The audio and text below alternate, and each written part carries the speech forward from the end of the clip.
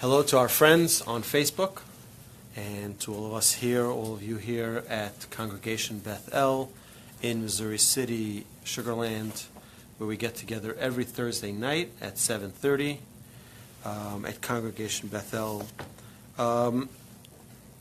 It's amazing. This week's Parsha, Parshas Eikev, we have the Shema, and one of the incredible verses that we say in the Shema is about speaking it to our children. What are we referring to? It's referring to, you shall teach the Torah to your children. And, v'limadatem otam et bnechem, you should teach it to your children. Ledaber bam, to speak the words of Torah. Right, b'shivtecha beveitecha, when you're sitting at home, uv'lechtecha v'derech, and when you're on your way, uv'b'shach b'cha uv'komecha, when you lay down to sleep, and when you arise in the morning.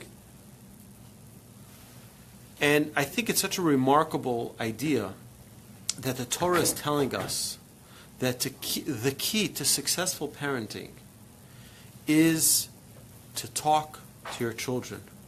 You see, many people, we know there's the known principle that do as I say, not as I do, doesn't work, right?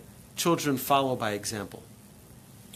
And here we see a combination of that. Do as I say and as I do. Because when you talk about Torah, thoughts, ideas in your home, and you observe the way of Torah in your home, and when you're traveling, and when you go to sleep, and when you arise, meaning in every situation, wherever we are, the most important element of a Jewish existence is their observance and relationship to God. So wherever we are, any time of day, whether we're in our own home or whether we are traveling, or you go on a road trip, we have this mitzvah to talk in the words of Torah and to talk it with our children. Now, I can go on right now to giving a whole promo to all the Torch podcasts that you can find, but I'm not going to do that. But what we really need to do is to, we have I feel it as a tremendous privilege. Now we're starting our 7th year of learning together every Thursday night over here, and in other congregations it's also been for 5, 6, 7, 8 years. I think this is the second longest partnership with Torch, and I'm thrilled. And how do we find a way to take the messages that we learn here and discuss them at home and bring them up to our children? So it's not just, I go learn, it's like most subjects, you to take math, science, social studies. So it's a subject. You learn it. Not many people live it. Torah is not a subject we learn. Torah is a subject we live. And that is what Shema is telling us here.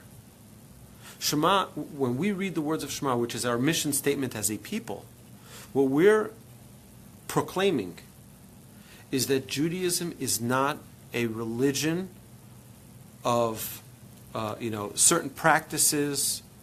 That's not what Judaism is. Judaism is a relationship.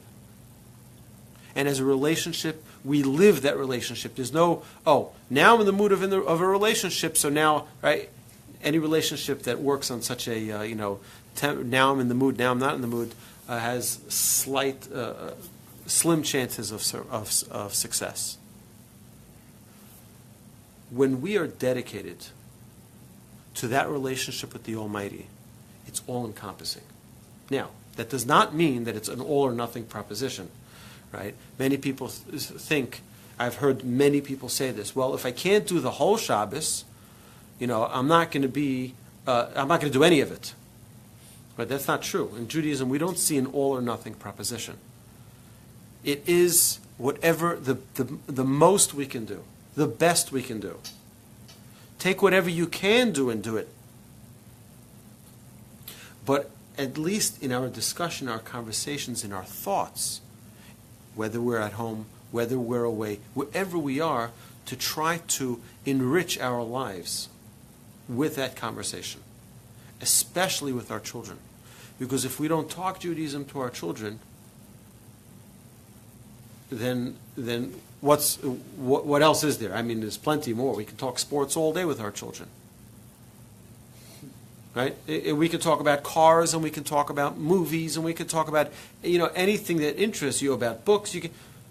But is that going to instill in them a love and a relationship with the Almighty? And that's what we're trying to accomplish.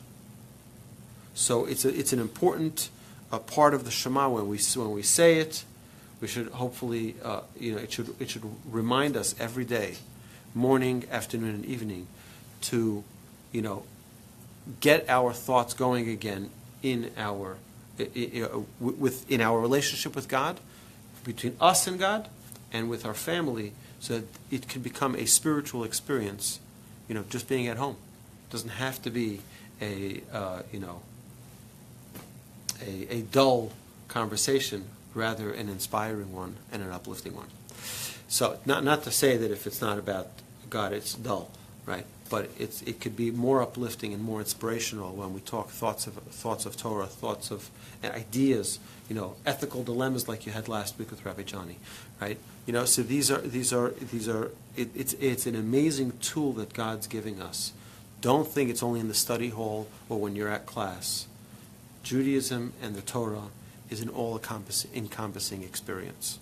Utilize it and maximize it. God should bless us, that we should be enriched and fulfilled through the study of Torah. Amen. Thank you all for joining us online, and we're going to continue with our live class here.